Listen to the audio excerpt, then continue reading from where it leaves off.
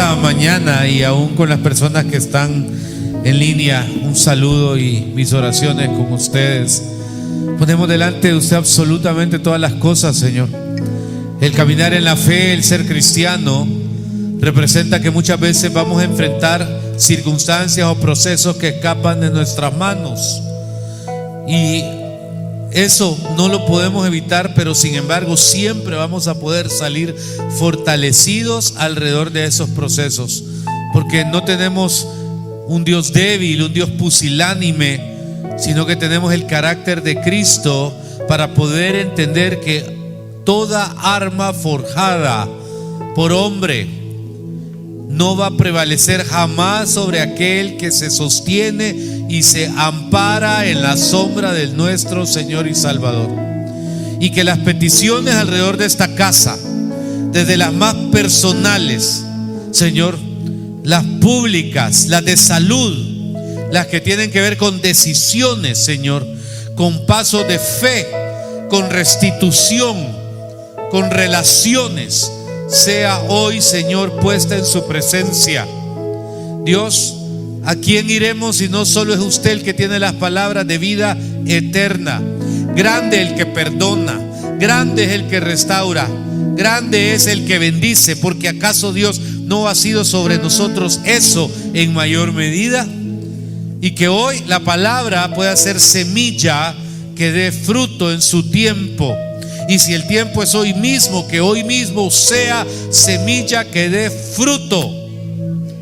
Porque no venimos a la iglesia solo a decir me voy a entretener o qué bonita palabra. No me importa que seamos bonitos, bonitas, sino que realmente, hermano, que sea una palabra que trascienda una frase célebre, una frase inspiradora, sino que pueda traer restitución, decisiones, transformación en nuestra vida. En el nombre de Jesús. Gran cosa es servir a Dios. No conozco hombre de Dios en alabanza, en voces, en servicio, que todas las semanas no hay una vocecita que le diga que ya no, que le diga que ya no, que le diga que mejor no, que hay otras cosas que hacer, que hay muchos problemas, que hay mucho rollo, que hay muchas circunstancias, que no vale la pena. Desde que el mundo es mundo y desde que conozco una iglesia, eso está en la oreja de todo servidor. Pero cuando uno se para aquí, cuando uno entra por ahí, cuando uno establece el principio mayor, que es venir a la casa de Dios y buscarle, ahí se da cuenta de que el propósito se cumple. Y esa vocecita que todas las semanas ha estado, está, y atención, va a estar siempre hasta el día que mueran. Ustedes tienen que acostumbrarse a saber que esa vocecita no puede trascender más allá del plan de Dios en sus vidas. En el nombre del Señor. Padre, háblenos en esta hora. Bendice, alma mía, al Señor. Puede sentarse, que Dios les bendiga. Muchas gracias, chicos. Que muy music. Banda a saber. 3, gracias. Aunque el nombre del título es medio dramático y no soy muy amigo de temas dramáticos, me pareció bien interesante. ¿Cómo manejar la crítica, el chambre y la intriga sin dañar tu corazón? Buen punto. Ahora, quiero separar 2 o 3 cosas. Si usted es una persona con cierta responsabilidad pública, social, religiosa, como varios que probablemente están viendo ahí, y le saludo, amigo, un abrazo, no podemos hacer nada. Uno tiene que acostumbrarse que de tanto es lo que calza, así es la medida del zapato, ¿ok? Y pretender de que desde esa perspectiva vamos a tener a todo mundo en paz, a todo mundo contento, vamos a ser Alicia en el País de las Maravillas, no es cierto. Usted tiene que acostumbrarse que en la vida se crece, se desarrolla, y así como hay elementos que van con uno, así van sombras con esos elementos. Y ahí no se puede hacer nada, hacia afuera, pero sí es importante hacerlo hacia adentro. A donde quizá quiero enfocar este mensaje es hacia lo más íntimo. Y hay un texto con el cual quiero iniciar que está en Hechos 6. Porque cualquiera diría que los primeros conflictos en la iglesia primitiva, no me gusta ese nombre, pero se refiere a la iglesia primera, ¿ok? tuvieron que ver con doctrina, con teología, con posiciones. Eso después los trajo Pablo. Pero hay una pregunta de oro: ¿y cuál fue el primer gran debate en la iglesia que trajo conflicto?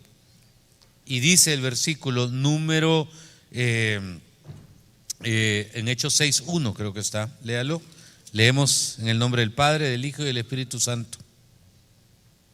No, espéreme, estoy directo, estoy en Hechos 6, con razón estoy en Mateo 6, jamás la iba a hallar ahí. Aquí estoy ya. Véalo. En aquellos días la iglesia estaba feliz, como todo comienzo es bonito. Comenzar una iglesia, Alex, es bonito. Iniciar un proyecto familiar es bonito. Es bonito. Te enamorás, comenzás una relación con alguien, pues te casás, comenzás de cero. Mi amor, si contigo frijolitos serían suficientes. Es bonito. Claro, lo que no te dicen es que a los frijolitos le quieren poner tocino, ¿ok? Me explico, y o sea, uno va poniéndole un montón de cosas, ¿verdad? Y quieren hacerlo en una cacerola Rinauer, y puedo seguir y seguir y seguir. Pero el principio aquí es: ¿por qué hay debate alrededor de ciertos temas irrelevantes? En aquellos días, como creciera el número de los discípulos, hubo murmuración. Diga en voz alta: murmuración. De los griegos contra los hebreos, de que las viudas de aquellos eran desatendidas en la distribución diaria. Padre, háblenos entonces en esta hora. Pedimos que tu palabra nos dé sabiduría. Señor, nos enseñe lo que tenemos que aprender. Amén. El primer gran conflicto de la iglesia fue porque unas personas estaban disconformes con la manera en que unas atendían a otras. Póngale atención a esto, porque espiritualmente cualquiera diría: la iglesia es lo más espiritual que hay. Y en efecto, a pesar de que la arruinamos los seres humanos, la iglesia es lo más espiritual que hay en la vida. Y el establecimiento de la misma nos lleva a una permanente tarea de corrección, de transformación, de palabras que suenan bien bonitas, pero que cuando las ocupamos hacia afuera, pero realmente tenemos que ocuparlas hacia adentro. Fíjese que esta crisis fue causada por unas personas que estaban disconformes, pensando que habían prioridades hacia otros. Y aquí es necesario que primero ubiquemos 2 o 3 espacios. Casa, ¿ok? ¿Quién es mi familia? ¿Quiénes ustedes viven? Si usted vive solo con su pareja, usted y su esposa son la familia. Si usted vive con 2 sobrinos, 3 nietos, 15 primos, la familia entonces es toda. Los que están en esas 4 paredes, si usted es solo, usted y su hijo, usted y su hijo.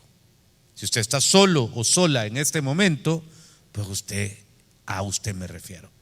Pero quiero que veamos el entorno: casa, home, ¿ok? El segundo, trabajo. Y el tercero, iglesia.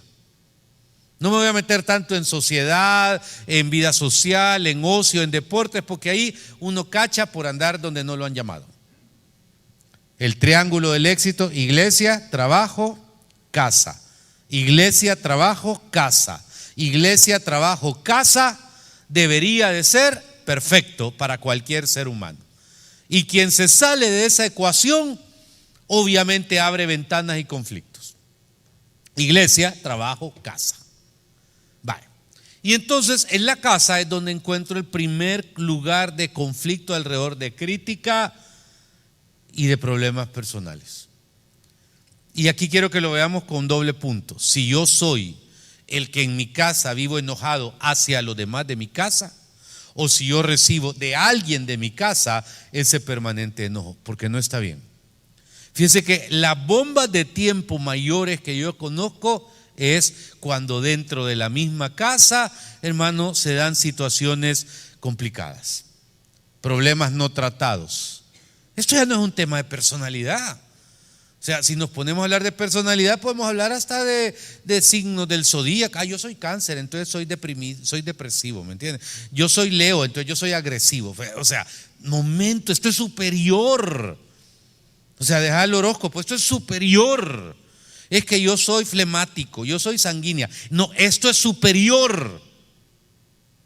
Y al ser superior, entonces tenés que considerar el hecho de entender que el ambiente de esa casa, ese hogar donde tú vivís, es el que más tenés que tener protegido de cualquier tipo de permanente crítica, intriga, chambres, etcétera. Y como todos se conocen, ¿ok? Todos interactúan, todos tienen algún tipo de reacciones entre unos y otros, entonces es donde hay que tener muchísimo más cuidado, pero también más respeto. Fíjense que normalmente, bueno, quiero ir a un texto más genérico, Filipenses 2, y luego volvemos a familia. Filipenses 2, permítame leerlo, capítulo 3 en adelante. Dice el libro de Filipenses, la epístola del apóstol Pablo a los Filipenses lo siguiente. Ok, 2, 3 y 5. Dice el texto, mire, nada hagáis por contienda o por vanagloria, antes bien con humildad, estimando cada uno a los demás como superiores a él mismo, no mirando cada uno por lo suyo propio, sino cada cual también por lo de los otros. Haya pues en vosotros ese sentir que hubo también en Cristo Jesús. El primer lugar donde el perdón debe existir es en la casa. El primer lugar donde tenemos que tener conciencia de las malas decisiones, del temperamento. O sea, las personas de tu casa no tienen por qué aguantar el estrés de tu trabajo en la casa. Por ejemplo, no es que yo tengo un día donde yo paso y, no, espérate, está bien. Pero al entrar a tu casa, los que están ahí esperan a Juan Carlos en paz, ¿ok? Sabiendo controlar que no es el lugar de trabajo, que no es el lugar de responsabilidades. Y es necesario que todos seamos promotores de paz en nuestro propio hogar. ¿Qué genera conflictos en las casas? Que no es una teoría. Lo financiero genera un montón de conflictos, ¿okay? Lo financiero es terrible. Lo segundo, el manejo de las personalidades alrededor de cada uno. Tenés un hombre que es súper pasivo, tranquilo, y una mujer que es dinamita pura, ¿me entendés? O al revés, o sea, un hombre que dice, aquí está el bote de agua, yo no lo voy a mover, y la esposa está esperando que lo mueva, pero él dice, qué bonito se ve el bote, no tengo por qué moverlo, pero y este hombre no se da cuenta que ese bote hace estorbo, me explico, y cuando menos sentís en ese debate, comienzan el montón de percepciones, o sea, si te incomoda el bote, quítalo. Pero creo que aquí es importante, ¿por qué? Porque cuando ya hay inconformidades, comienzan a generarse argumentos que en realidad son efecto y no causa. Con mucho respeto, yo no celebro ninguna infidelidad de nadie y creo que el perdón puede llevarnos a sanidad, restauración o lo que quiera. Pero cuando hay veces comienzo, y no quiero que alguien se agarre de esto, pero cuando alguien hay veces comienzo a escarbar qué pasó y qué pasó con esto y esto y esto, lo que encuentro es personas que en el fondo, con el paso de los años hacia atrás, se comenzaron a hartar. ¿De qué? De maltrato. Se comenzaron a hartar, hartar para quienes están en el extranjero no es es como cansar, se agotaron, ¿me entiende? De situaciones de maltrato, o sea, de ignorancia, de rechazo, de queja. Y cuando menos siente, obviamente dice la Biblia que el enemigo anda como león rugiente buscando a quien devorar. Y aquí cualquiera de nosotros puede ser presa rápida si nosotros no estamos bien parados en Cristo Jesús. ¿Está conmigo, iglesia? Vale. Pero saliéndonos de esa parte sentimental, creo importante tener, y aquí es donde yo le llamo ejercicios de sanidad, no reglas de confrontación. Hubo una iglesia que hablaba del principio de confrontación y se volvió casi un dogma. Es que yo te quiero confrontar, porque yo te quiero decir que yo no estoy cómodo contigo por esto, esto y esto y esto y esto y esto, y entonces mi carne está molesta y te tengo que decir eso. No, esas son tonteras. ¿Sabe por qué? Porque en el fondo lo que yo estoy sacando es mi cólera, ¿ok? Yo estoy sacando mi cólera. Pero no se trata de sacar la cólera. Se trata que en algún momento estos ejercicios tienen que ver con que la pareja, el matrimonio, la familia, los 17 que estén ahí, sabiendo que uno anda por Marte, el otro por Júpiter y el otro no sabe dónde anda, tienen que restituir, y eso se logra orando juntos. Póngame atención. No importa, es que yo como voy a orar por vos y acabamos de pelear, no somos hipócritas, no me importa. Orar juntos es importante. Cuando hay uno que disienta de todo, siempre hay alguien que es un Moisés de la casa. Moisés, es una frase que yo ocupo desde chiquito en el Evangelio y me ha servido.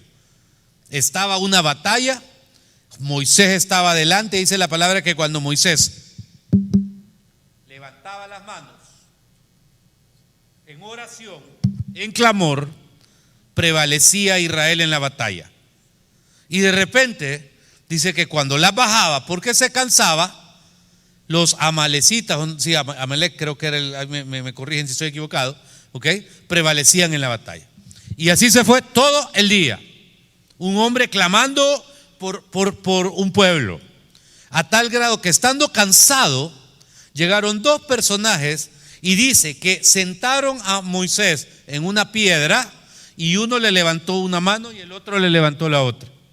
Y estuvieron clamando y clamando y clamando con Moisés hasta que prevaleció Israel. Y muchas veces se toca ser el Moisés de tu casa. Clamar por otros, aunque les valga que estés clamando. Clamar por otros, aunque hagan chiste de las cosas espirituales que vos estás haciendo. Clamar por otros, aunque se burlen que vengas a la iglesia. Tenés que desarrollar una cultura de dos cosas. Primero, no es que te valga, pero tenés que saber que Dios te tiene en una posición menos vulnerable, más condicionada, más cercana a Él para que lo hagas por otros. Es como el que va al súper o al mercado. Si usted no va al súper o al mercado, ahí no hay comida. Entonces, ¿qué tenés la responsabilidad? De ir al súper o al mercado, ¿correcto? ¿Por qué? Porque la gente nos pregunta, y hay naranjas, y hay mandarinas, y hay sandía, y hay melón. No, espera que ahí está. Entonces hay una persona que tiene adquirida esa responsabilidad. Y esto genera que en algún momento, mi querida iglesia, alrededor del manejo de la crítica en la casa, no se vuelva batalla campal. Pastor, ¿y se puede hablar? Claro que se debe hablar. Lo que no puedes hacer es vivir atacando y señalando y golpeando permanentemente a alguien, porque lo vas a cansar. Cuidado con vivirle haciendo bullying a alguien dentro de tu casa. Un día se va a hartar. Otra palabra, perdón, se va a agotar. Y entonces uno tiene que ser muy prudente alrededor de ese tema. Porque ¿de qué sirve honestamente que tengamos todo en orden y la casa en desastre? Yo te invito, y pastor, pero es que mi vida está en desorden. Buen día para comenzar a ordenarla, porque aquí nadie es perfecto. Consejo a los adolescentes, y a los jóvenes, no sobrepotencien su adolescencia y su juventud para hacer berrinches y dramas innecesarios. Ustedes no son no pretendan, por favor, menospreciar, y no pretendan que tienen una excusa en su edad para hacer todos los dramas que representan o decir que hoy están bien y hoy están mal. No es cierto. Espiritualmente la palabra siempre dice a los padres no provocar a ira a nuestros hijos, pero también le llama a los hijos a someterse a sus padres. Cuando uno logra generar esos grupos de oración, de plática, de vínculo, y debe haber momentos para decir las cosas. Usted sabe que me he sentado con hijos que me dicen es que yo odio a mi mamá. Nunca se lo digo, pero yo la odio. ¿Por qué? Se vive burlando de mi papá, porque vive su vida, porque esto y esto, por esto y esto. Primero, vos no sos nadie para juzgar a tu mamá, pero tenés que sanar el corazón de tu mamá. Tenés que sanar tu corazón. ¿Te gustaría que un día platicáramos tu mami y yo? Mire, tuve una plática con un muchacho como de 17 años y su mamá, que ahí me pude dar cuenta todo el daño que le podemos causar a nuestros hijos sin darnos cuenta.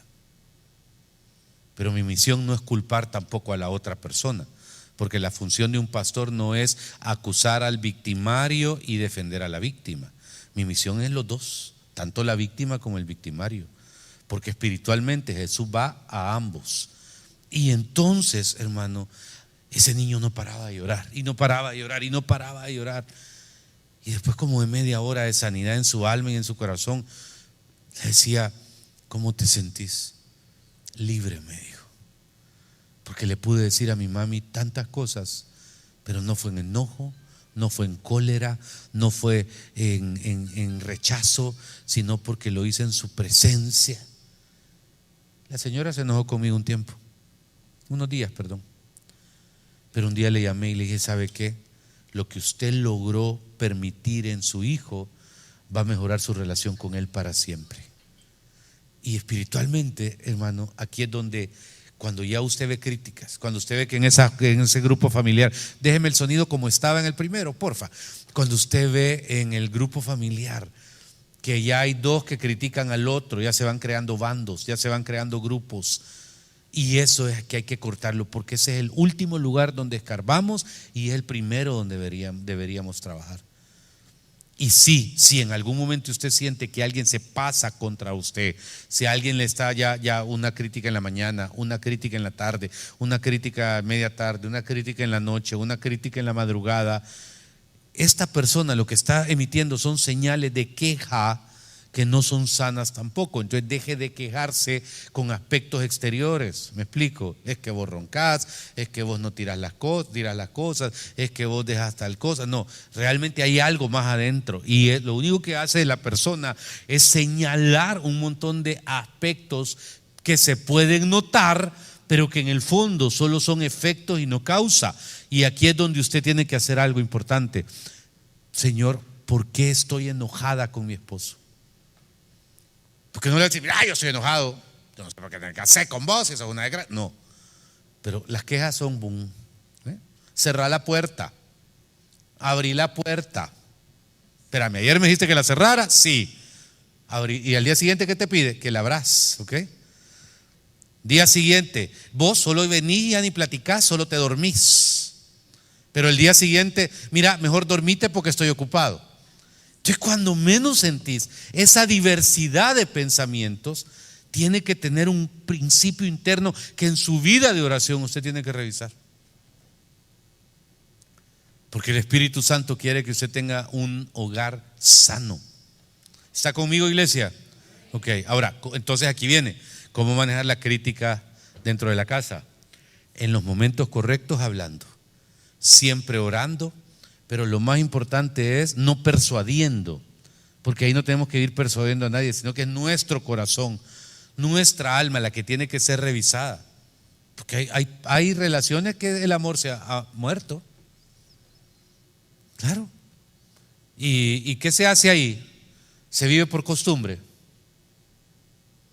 Tiene que haber una oración genuina: Señor, devuélveme el amor que yo siento hacia. Las muchas aguas, dice la palabra, no podrán apagar el amor. Sin embargo, si usted va, por favor, a Mateo 5:11. Vamos a Proverbios 4 primero. Ese se lo puede de memoria, pero siempre me gusta leerlo. Proverbios 4, leemos el versículo 23, pero la gente solo lee este versículo y no se da cuenta de todo el contexto que está en el libro de Proverbios 4 alrededor de ese versículo. Ok. Versículo número 20: Hijo mío, está atento a mis palabras, inclina tu oído a mis razones, no se aparten de tus ojos, guárdalas en medio de tu corazón, porque son vida a los que las hallan y medicina a todo su cuerpo. Sobre toda cosa guardada, guarda tu corazón, porque de él mana la vida. Aparta de ti la perversidad de la boca y aleja de ti la iniquidad de los labios.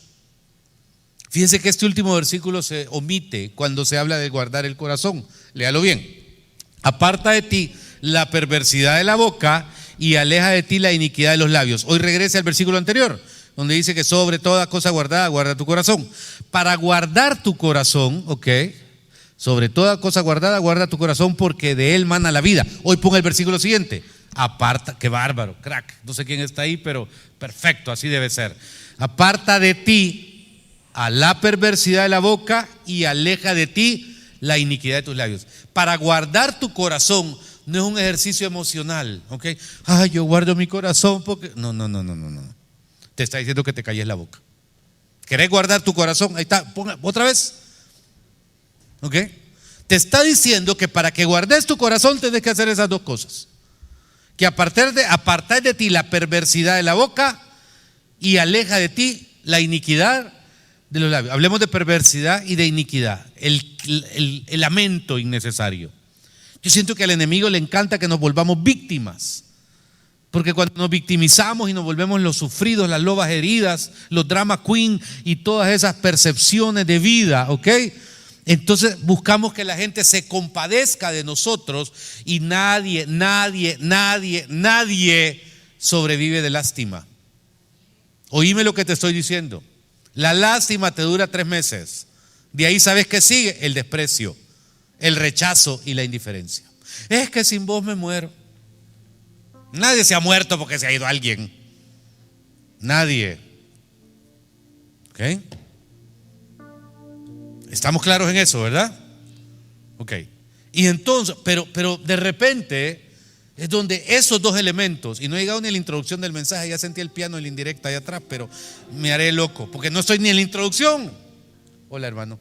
Pero de repente, ¿cómo manejar este principio? O sea, tenés que tener dignidad. Hay gente que hoy medio saben que la critican y quiere hacer un drama porque la critican. Es que mire, fíjese que usted cree que yo no sé que a mí hay gente que me critica, que hay directores de ministerios que me critican. A 26, 27 años. Ahora, eso me afecta. Creo que entre más adulto es uno, le afecta menos. Fíjese como lo dije, ¿correcto? Ok. Creo que uno tiene que saber que es necesario que hayan críticos o detractores de vez en cuando, porque nadie es perfecto. Creo que uno tiene que aprender que es un ejercicio para amar a pesar de la crítica. Mira, Kiki, yo sé que vos hablas mal de mí, pero te voy a decir algo. Hay Dios que te bendiga, ¿oíste? No, es un ejercicio bonito. Pastor, pero eso es ser hipócrita. No, en absoluto. No me menosprecie. No me menosprecie, por favor. Porque creo que algo que vence cualquier cosa es el amor. Y espiritualmente, dice el texto, Mateo 5:11. Hoy sí ponga Mateo 5:11. Qué palabra más hermosa. Bienaventurados. Diga, soy bienaventurado. Dígalo. Es que usted y yo somos bienaventurados. Y dice este texto, 5, versículo número 5:11. Bienaventurados sois cuando por mi causa os vituperen y os persigan y digan toda clase de males contra vosotros, mintiendo. Aquí para mí es una consigna, porque como te dije, o sea, el privilegio de ser cristiano trasciende a ser aceptado, a ser amable, a ser querido. Trasciende muchas cosas. Mi identidad es sentir de que toda arma forjada sobre mí o contra mí no va a prevalecer si es difamación. ¿Y qué si es verdad?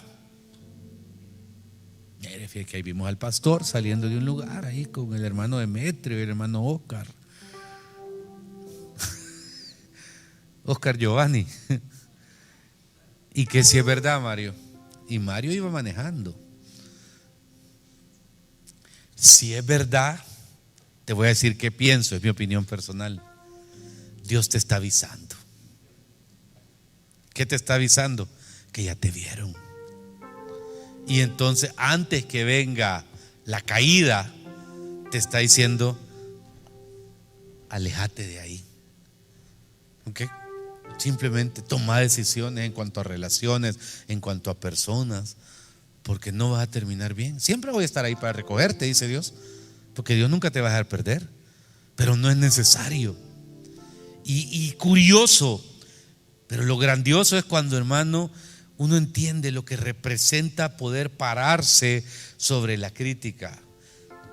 Ahora, el chambre es distinto, porque el chambre ya lleva daño, ya lleva historia, ya lleva cizaña, ya lleva contenido. De eso Dios se encarga, ¿viste? Dios se encarga de una manera que no tenés idea. Y aquí es donde tenés que quedarte quietecita, mira, paradita, ¿ven? Y vas a ver a Dios moverse de una manera que no vas a entenderlo vos. Como Dios mueve, quita, pone, levanta. Pues la hija de Dios sos vos. El hijo de Dios sos vos. Y hay del que se meta con uno de mis hijos, dice la palabra, ¿no? Entonces no te vuelvas intrigador contra el intrigante, no te vuelvas chambroso contra la chambrosa o el chambroso, no te vuelvas crítico contra la crítica o el crítico, porque tú estás en una liga superior. Y espiritualmente, mira, importante, Dios toma control de las cosas. En el nombre del Señor, Padre, yo quiero agradecerte por cada persona que está aquí. No sé quién va a pasar a ministrar en esta hora, pero me urge que vuele, por favor, y que suba de un solo en el siguiente culto. ¿Por qué? Porque creo que este mensaje hay que verlo en dos perspectivas: hacia los que me critican, pero también hacia los que yo critico. Y aquí es donde me interesa más que usted lo ejercite hacia usted, hacia que no soy la víctima, sino que soy el victimario. Sofi, donde yo le puedo decir a Dios: limpia mi boca. Señor, estoy resentido desde el 3 de julio del año 98 con esa persona, y cada vez que la veo o viene a mi mente algo, yo aprovecho y le meto la daga. Pero ¿sabe qué, Señor? Yo ya no quiero, yo quiero en esta hora eso. Yo no quiero vivir quejándome, resintiéndome, burlándome. No quiero, Señor, quiero de verdad guardar mi corazón. Y por eso es importante nuestra oración. Didi, Señor, yo decido hoy perdonar a mis críticos, a los que han levantado falso testimonio contra mí, a los que han intrigado y conspirado contra mí. Yo los bendigo, yo los suelto y declaro sobre su vida tiempos nuevos de tu presencia en ellos. En el nombre de Jesús. Amén. Padre, gracias en esta hora. Gracias, Señor, por esta mañana, por cada persona en tu casa o quien está conectado ahí. Gracias, Señor. Y si hubiera alguien sin Cristo que nunca le ha recibido, ahí donde está, pueda hoy decirle: Señor, yo te acepto en mi corazón, te reconozco como mi suficiente Salvador personal. Te pido vivir en tus planes y tus propósitos. Reconozco la cruz como el lugar donde alcanzo perdón de pecados, salvación y vida eterna. Entra en mi corazón y dame esa salvación preciosa, perfecta y por fe. Aleluya, Dios.